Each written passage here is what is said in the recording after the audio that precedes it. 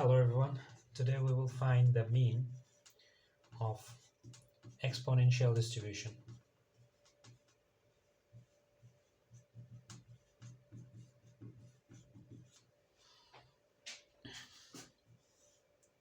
So as we know that for finding any distribution's mean, we will have to take the expectation of the random variable, and it will be denoted like this: minus infinity to infinity x f of x dx. And we will take the PDF of exponential distribution, and minus infinity to infinity x lambda e to the power minus lambda x dx.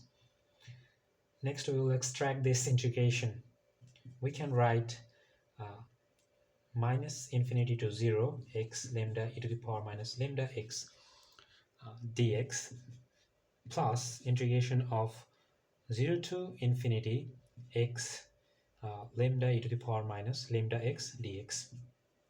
As you know that this will create value 0 when you will apply the integration of x lambda e to the power minus lambda x dx for given limits minus infinity to 0.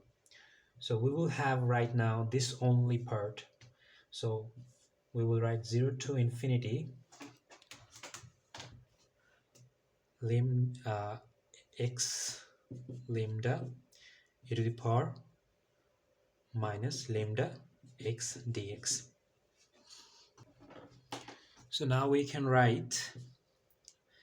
take this lambda, we can write this lambda out of the integration, lambda 0 to infinity x e to the power minus lambda x dx.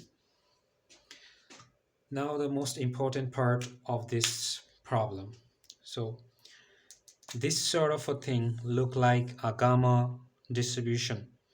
So the formula of gamma, we have a suppose we can write integration of 0 to infinity x n minus 1 e to the power minus ax dx.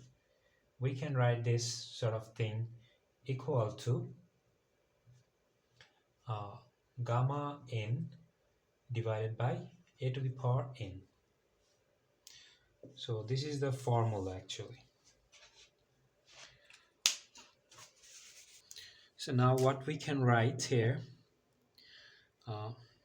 we can use this formula, and we can write as you see that gamma n in this particular case, it is x to the power 2 minus 1, so it will be 2. So here n is equal to 2, and here a is equal to the lambda.